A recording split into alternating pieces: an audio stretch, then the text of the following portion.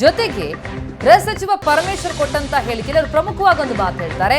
ಮುದ್ದಹನುಮೇಗೌಡರು ಕಾಂಗ್ರೆಸ್ಗೆ ಬಂದ್ರೆ ವಿರೋಧ ಇಲ್ಲ, ಆದ್ರೆ ಪಕ್ಷಕ್ಕೆ ಬಂದ್ರೆ ಟಿಕೆಟ್ಗೆ ಡಿಮ್ಯಾಂಡ್ ಮಾಡೋ ಹಾಗಿಲ್ಲ ಅಂತ ಸ್ಪಷ್ಟಪಡಿಸ್ತಾ ಇದ್ದಾರೆ ಗೃಹ ಸಚಿವ ಪರಮೇಶ್ವರ್. ಟಿಕೆಟ್ ನೀಡುವಾಗ ಮಾನದಂಡದ ಪ್ರಕಾರ ನೀಡಲಾಗುತ್ತೆ.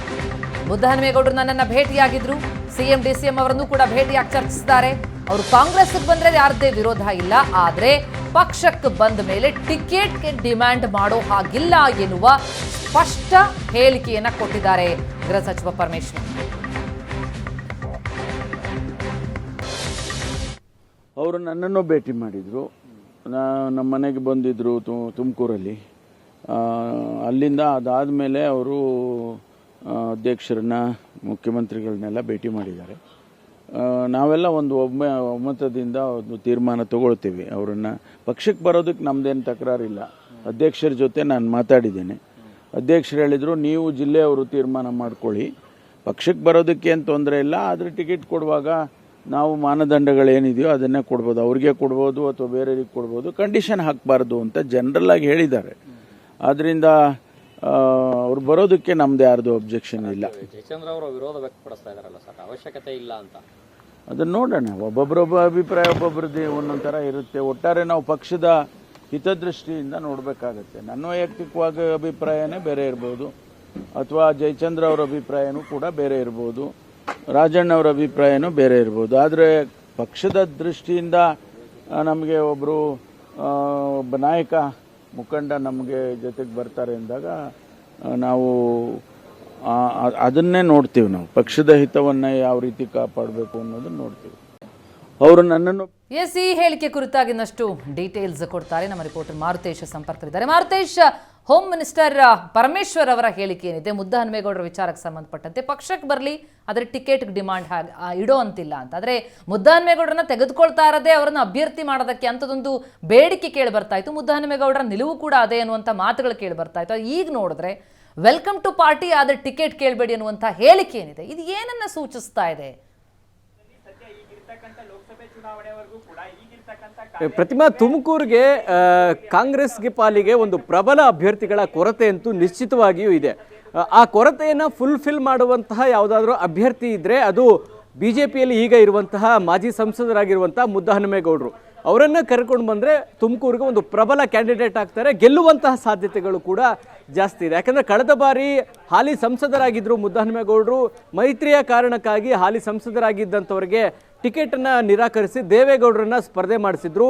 ದೇವೇಗೌಡರು GS ಬಸವರಾಜು ವಿರುದ್ಧ ಸೋಲಬೇಕಾಯಿತು. ಸೊ ಈ ಸಂದರ್ಭದಲ್ಲಿ ಈಗ ಮತ್ತೆ ತುಮಕೂರು ಕ್ಷೇತ್ರವನ್ನು ಕಾಂಗ್ರೆಸ್ ತೆಕ್ಕೆಗೆ ತೆಗೆದುಕೊಳ್ಬೇಕು ಅಂದರೆ ಆ ರೀತಿಯಾದಂಥ ಪ್ರಬಲ ಅಭ್ಯರ್ಥಿಗಳು ಅಲ್ಲಿಲ್ಲ. ಅಲ್ಲಿ ನಿಖೇತ್ ರಾಜ್ ಮೌರ್ಯ ಇರ್ಬೋದು, ಮುರಳೀಧರ್ ಹಾಲಪ್ಪ ಅವರು ಪ್ರಯತ್ನ ಮಾಡ್ತಾ ಇದ್ದಾರೆ, ಜೊತೆಗೆ ಜಯಚಂದ್ರ ಅವರ ಪುತ್ರ ಕೂಡ ಪ್ರಯತ್ನ ಮಾಡ್ತಾ ಇದ್ದಾರೆ. ಇವರೆಲ್ಲದರ ಹೊರತಾಗಿ ಒಂದು ಪ್ರಬಲ ಅಭ್ಯರ್ಥಿಗಳ ಕೊರತೆ ಅಂತೂ ಕಾಂಗ್ರೆಸ್ಗೆ ಇದೆ. ಈ ಕಾರಣಕ್ಕಾಗಿ ಮುದ್ದಹನುಮೇಗೌಡರನ್ನ ಕಾಂಗ್ರೆಸ್ಗೆ ಕರೆದುಕೊಂಡು ಬಂದರೆ ನಿಶ್ಚಿತವಾಗಿಯೂ ಅವರಿಗೆ ಟಿಕೆಟನ್ನು ಕೊಟ್ಟೇ ಕೊಡ್ತಾರೆ, ಇದರಲ್ಲಿ ಯಾವುದೇ ಅನುಮಾನ ಬೇಡ. ಟಿಕೆಟ್ ಕೊಡದೆ ಸುಮ್ಮನೆ ಯಾವುದೋ ಕಾರಣಕ್ಕಾಗಿ ಅವರನ್ನು ಪಕ್ಷ ಸೇರ್ಪಡೆ ಮಾಡಿಕೊಳ್ಳುವಂಥದ್ದು ಕಾಂಗ್ರೆಸ್ನಲ್ಲಿ ಅದಕ್ಕೆ ಯಾವುದೇ ರೀತಿಯಂಥ ಲಾಜಿಕ್ ಇರೋದಿಲ್ಲ. ಮುದ್ದಹನುಮೇಗೌಡರ ಸ್ಟ್ರೆಂತ್ ಏನು ಅನ್ನುವಂಥದ್ದು ಕಾಂಗ್ರೆಸ್ಗೂ ಕೂಡ ಗೊತ್ತಿದೆ. ಯಾಕೆಂದರೆ ಮಾಜಿ ಸಂಸದರಾಗಿರೋದ್ರಿಂದ ಅವ್ರಿಗೊಂದು ಫೇಸ್ ವ್ಯಾಲ್ಯೂ ಇದೆ. ಲೋಕಸಭಾ ಚುನಾವಣೆಯಲ್ಲಿ ಪಕ್ಷದ ಜೊತೆಗೆ ಒಂದು ಫೇಸ್ ವ್ಯಾಲ್ಯೂ ಕೂಡ ಬಹಳ ಇಂಪಾರ್ಟೆಂಟ್ ಆಗುತ್ತೆ. ಹಾಗಾಗಿ ತುಮಕೂರು ಲೋಕಸಭಾ ಕ್ಷೇತ್ರವನ್ನು ಗೆಲ್ಲಬೇಕು ಅಂದರೆ ಮುದ್ದಹನುಮೇಗೌಡರಂತ ಕ್ಯಾಂಡಿಡೇಟ್ಗಳು ಕಾಂಗ್ರೆಸ್ಗೆ ಅನಿವಾರ್ಯ ಆಗಿದೆ. ಆ ಕಾರಣಕ್ಕಾಗಿ ರಾಜಣ್ಣ ಅವರ ಜೊತೆಗೆ ಪರಮೇಶ್ವರ್ ಅವರ ಹೇಳಿಕೆ, ಅದು ಪರಮೇಶ್ವರ್ ಅವರ ಹೇಳಿಕೆನಾ ಅಥವಾ ಪಕ್ಷದ ಹೇಳಿಕೆನಾ ಆಗಿದ್ರೆ ಯಾಕಾಗಿಂತ ಹೇಳಿಕೆ ಬಂತು, ಇದನ್ನ ವಿಶ್ಲೇಷಿಸೋದ್ರೆ ಏನಂತೀರಿ? ಇಲ್ಲ, ಈಗ ಪಕ್ಷದ ಟಿಕೆಟ್ಗೋಸ್ಕರನೇ ಅವ್ರನ್ನ ಸೇರಿಸ್ಕೊಳ್ತಿದ್ದೀವಿ ಅಂದಾಗ ಸಹಜವಾಗಿ ಒಂದು ಟೀಕೆಗಳು ವ್ಯಕ್ತವಾಗುತ್ತೆ. ಯಾಕಂದರೆ ಸ್ಥಳೀಯ ಕಾರ್ಯಕರ್ತರಿಗೆ ಅವಕಾಶ ಕೊಡಿ, ಹೊರಗಡೆಯಿಂದ ಯಾಕೆ ಕರ್ಕೊಂಡು ಬರ್ತೀರಿ ಅನ್ನುವಂಥ ಪ್ರತಿರೋಧಗಳು ವ್ಯಕ್ತವಾಗುತ್ತೆ. ಯಾವಾಗಲೂ ಪ್ರತಿಮಾ, ನಾವು ಹಿಂದೆ ವಿಧಾನಸಭಾ ಚುನಾವಣೆಯ ಸಾಕಷ್ಟು ಪಕ್ಷ ಸೇರ್ಪಡೆ ಕಾರ್ಯಕ್ರಮಗಳಲ್ಲಿ ನೋಡಿದ್ದೀವಿ. ಯಾವುದೇ ಕಂಡೀಷನ್ ಇಲ್ಲದೆ, ಯಾವುದೇ ಷರತ್ತನ್ನು ಹಾಕದೆ ಅವರು ಪಕ್ಷಕ್ಕೆ ಸೇರ್ಪಡೆ ಆಗ್ತಾರೆ ಅನ್ನುವಂಥ ಹೇಳಿಕೆಗಳನ್ನು ಕೊಡ್ತಾರೆ. ಅಂತಿಮವಾಗಿ ಟಿಕೆಟ್ ಘೋಷಣೆ ಆದಾಗ ಯಾರ ಪಕ್ಷ ಸೇರ್ಪಡೆ ಆಗಿದ್ರು ಅವರಿಗೆ ಸಾಕಷ್ಟು ಜನರಿಗೆ ಟಿಕೆಟ್ ಸಿಕ್ಕಿರುವಂಥ ಉದಾಹರಣೆಗಳಿದ್ದಾವೆ. ಯಾವುದೇ ಷರತ್ತು ಹಾಕದೆ ಬರುವಂಥದ್ದು ನಿಶ್ಚಿತ. ಆದರೆ ಕಾಂಗ್ರೆಸ್ಗೆ ತುಮಕೂರಿನ ವಿಚಾರದಲ್ಲಿ ಮುದ್ದಹನುಮೇಗೌಡರ ಅನಿವಾರ್ಯತೆ ಕೂಡ ಕಾಣ್ತಾ ಇದೆ. ಹಾಗಾಗಿ ಮಾಧ್ಯಮಗಳ ಮುಂದೆ ಪರಮೇಶ್ವರ್ ಹೇಳುವಾಗ ಅವರಿಗೆ ಟಿಕೆಟ್ ಕೊಡ್ತೀವಿ ಅಂತ ಹೇಳಲಿಕ್ಕೆ ಸಾಧ್ಯ ಇಲ್ಲ. ಮಾನದಂಡಗಳನ್ನು ಅನುಸರಿಸ್ತೀವಿ ಅಂತ. ಮಾನದಂಡಗಳನ್ನು ಅನುಸರಿಸಿದ್ದಾಗಲೂ ಕೂಡ ಮುದ್ದಹನುಮೇಗೌಡರ ಹೆಸರೇ ಮುಂಚೂಣಿಯಲ್ಲಿ ಬರುವಂಥದ್ದು.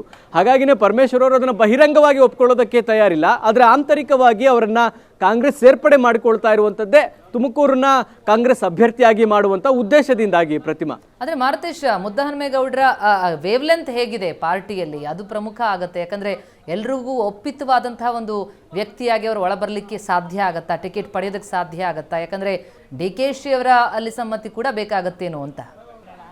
ಮುದ್ದಹನುಮೇಗೌಡರ ವಿಚಾರದಲ್ಲಿ ಪ್ರತಿಮಾ, ಸಿದ್ದರಾಮಯ್ಯನವ್ರ ಕಡೆಯಿಂದ ಯಾವುದೇ ರೀತಿಯಾದಂಥ ತಕರಾರಿಲ್ಲ. ಜಿಲ್ಲೆಯ ನಾಯಕರ ಮಟ್ಟಿಗೆ ಬಂದರೆ ರಾಜಣ್ಣ ಅವರು ಕೂಡ ಗ್ರೀನ್ ಸಿಗ್ನಲ್ ಕೊಟ್ಟಿದ್ದಾರೆ, ಪರಮೇಶ್ವರ್ ಅವರು ಕೂಡ ಗ್ರೀನ್ ಸಿಗ್ನಲ್ ಕೊಟ್ಟಿದ್ದಾರೆ.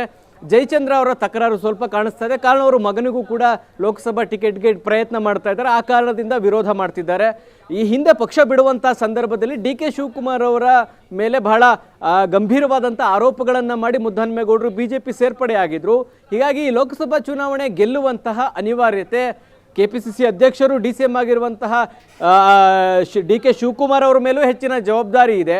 ಹಾಗಾಗಿ ಇಂಥ ಅಭ್ಯರ್ಥಿಗಳು ಬಂದಾಗ ಚುನಾವಣಾ ಕಾರಣಕ್ಕಾಗಿ ಹಿಂದಿನದ್ದೆಲ್ಲ ಮರೆತು ಒಪ್ಕೊಂಡು ಹೋಗಬೇಕಾದಂಥ ಪರಿಸ್ಥಿತಿ ಇದೆ.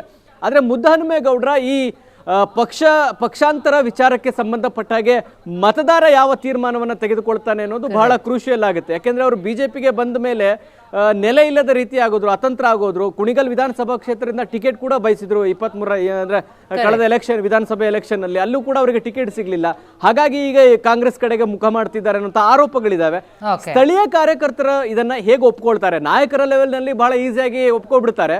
ಆದ್ರೆ ಕಾರ್ಯಕರ್ತರ ಲೆವೆಲ್ ಅಲ್ಲಿ ಮುದ್ದಹನುಮೇಗೌಡರನ್ನ ಹೇಗೆ ಸ್ವೀಕಾರ ಮಾಡ್ತಾರೆ ಅನ್ನೋದೇ ಸದ್ಯಕ್ಕಿರುವಂತಹ ಪ್ರಶ್ನೆ. ಪ್ರತಿಮಾ,